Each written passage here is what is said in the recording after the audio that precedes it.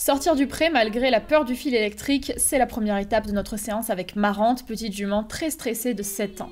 La méthode est simple, si elle refuse d'avancer ou qu'elle recule, je demande tranquillement la mise en avant avec une pression qui va en crescendo, et dès qu'elle fait l'effort d'avancer en direction de la porte, je cède immédiatement pour récompenser et on fait une pause. Oui, bravo ma belle. Avec le temps, elle va comprendre que s'approcher de la porte du pré, c'est confortable et ça va nous permettre de surmonter sa peur et de réussir à sortir au bout de 15 minutes de travail. Bien, attention à toi. Bravo. C'est une procédure que j'utilise habituellement pour l'embarquement dans le vent, mais qui est aussi très utile dans un contexte comme celui-ci. Maintenant, on va aller à l'écurie.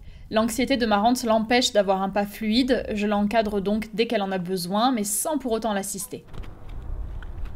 Je vérifie mon contrôle des pieds via des arrêts et des reculés parce que c'est une jument qui peut vite me dépasser si elle est sous émotion.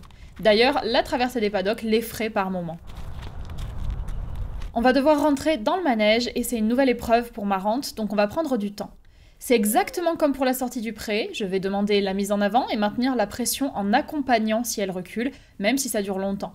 Je garde une attitude très calme et posée pour ne pas la faire paniquer, mais mes indications restent claires, on doit aller en avant. Plus on s'éloigne de la porte, plus le crescendo de mon stick s'intensifie pour lui signifier qu'elle n'est pas sur la bonne piste. Oui.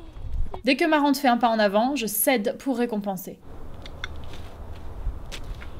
À partir de là, c'est une affaire de patience et de timing, ponctuée par des pauses bien sûr.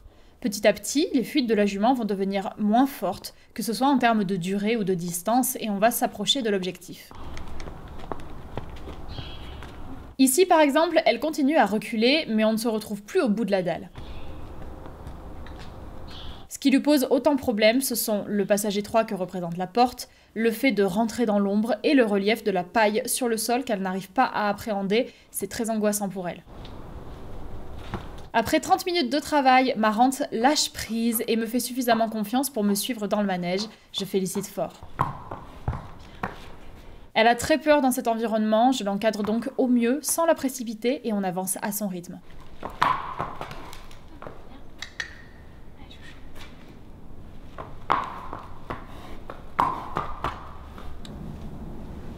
va aller, oui, t'es trop belle, ça va aller.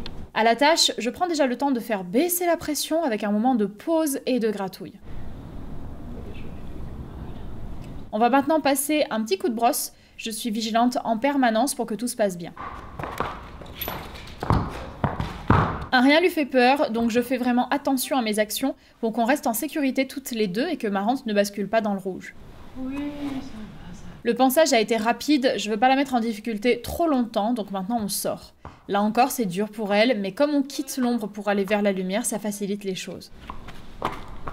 On termine la séance avec un tout petit tour de l'écurie. Marante est très proche de moi, son épaule est vraiment invasive car c'est sa manière de se rassurer. Ça n'est pas idéal pour moi, donc j'essaye de gérer comme je peux.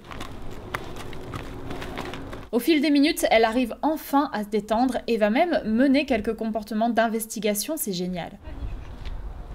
T'as vu la palette, ça? Fin de séance, elle est beaucoup plus décontractée, elle a trouvé ses marques, on va donc rentrer au pré avec une attitude bien plus cool. Dernière étape, repasser la porte, mais c'est plus facile pour Marante dans ce sens, donc ça se passe naturellement. En revanche, je ne bâcle pas la fin et je lui demande de s'approcher un petit peu lorsque je referme derrière nous. Si vous voulez plus de détails sur cette séance, rendez-vous sur le format long, le lien est en description. Bien.